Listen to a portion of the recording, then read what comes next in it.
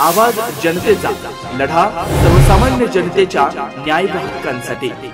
राहुरी मतदारसंघात खरी गुन्हेगारी कोणाची याची लवकरच पोलखोल करणार असल्याचा इशारा महायुतीचे उमेदवार शिवाजीराव कर्डिले यांनी प्राजक्त तनपुरे यांचा नामोल्लेख न करता दिला।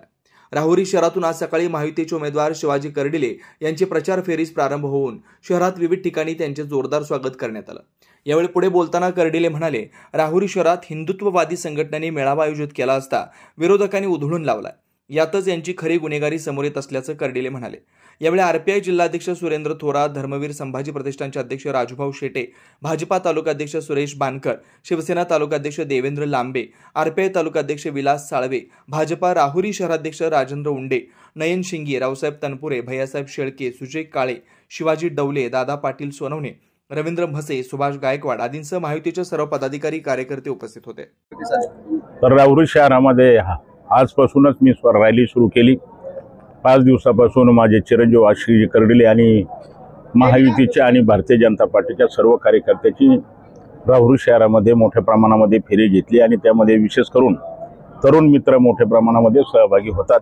आणि आज जर फेरीमध्ये सांगायचं जर म्हणलं तर राजेभाऊजी शेटे असतील, आपल्या जिल्ह्याचे अध्यक्ष सुरेंद्रजी थोरात साहेब असतील, आपल्या शहराचे अध्यक्ष साळवे साहेब असतील आणि दादासाहेबजी सोनवणे साहेब असतील आणि सर्व हाजी आपले रावसाहेबजी तनपुरे असतील आणि तालुक्याचे अध्यक्ष आपले सुरेशरावजी बानकर असतील, या सगळ्या नेत्याच्या उपस्थितीमध्ये आज मोठ्या संख्येने फेरी फिरती आणि मतदारसंघाबरोबर जर पाहिलं तर अतिशय उत्साहाचं वातावरण पाहायला मिळण्याचं होतंय। परंतु महिला सुद्धा मोठ्या प्रमाणामध्ये सहभागी झाल्यात आणि हे वातावरण पाहिलं तर अतिशय उत्साहाचं वातावरण दिसतं। पण काही लोक दबावाखाली गेलेले पाहायला मिळण्याचं काम होतं। कारण मी पाहतो राहुरी शहरातल्या कुठल्याही तरुण मुलांनी असेल, मुलींनी असेल, जर कदाचित व्हिडिओ जर कदाचित ठेवला आणि स्टेटस जर ठेवलं तर त्याला लगेचच धमकी दिली जाते, दमदाटी दिली जाते। एक तरुणाने तर रामाचा मला तो स्टेटस ठेवला होता, त्याला नगरपालिकेमध्ये तो डिलिव्हरीवर नोकरीला असताना त्याला काढून टाकलं आणि त्याला धमकी देण्याचं काम केलं। काल 4 दिवसापूर्वी पाहिलं विठ्ठल आपल्या मंगल कार्यालयामध्ये हे आपण ज्या हिंदू सेनेने एक जनजागृतीची मीटिंग आयोजित केली होती, ती मीटिंग सुद्धा या गुंडशाही दादागिरी करणाऱ्यांनी राष्ट्रवादीचे जे काही कार्यकर्ते असतील त्यांनी मीटिंग सुद्धा उधळून देण्याचं काम केलं।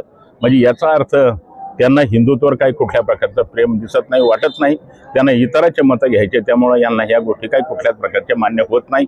आपण सांगितलं का कर्डिले साहेब तुमची गुन्हेगाराची यादी वाचवली जाते, हे जे काही गुन्हे होते हे राजकीय हेतूने गुन्हे काही झालेले आहेत आणि हे जे काही नेते आहेत त्या नेत्याने सुद्धा खोटे नाटे माझ्यावर गुन्हे दाखल केलेत। परंतु जेवढे गुन्हे आज ते वाचून दाखवतात त्या गुन्ह्यामध्ये एकाही ठिकाणी मला कुठल्याच प्रकारचा मला वाटतं सजा झाली नाही किंवा कारवाई झाली नाही। परंतु आता त्यांना दुसरा कुठल्या प्रकारचा काही मुद्दा नाही।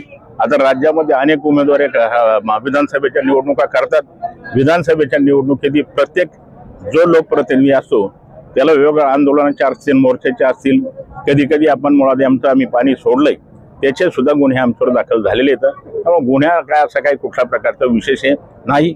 नगर आपल्या राहुरी शहर आणि नगर तालुका आणि नगर पाथडी तालुका इथं प्रत्यक्ष ह्या जनतेने पाहिलं खरे गुन्हेगार कोण येतं, खरे गुंडशाही करणारे कोण येतं, दादागिरी कोण करणार येतं। आता याची लवकरच त्याचा पोलखोल मी करण्याचं काम निश्चितपणे करील याचा विश्वास नवनवीन घडामोडी आणि सत्य बातमी पाहण्यासाठी आजच आमच्या YouTube चॅनलला सबस्क्राइब करा, शेअर करा आणि लाईक नक्की करा।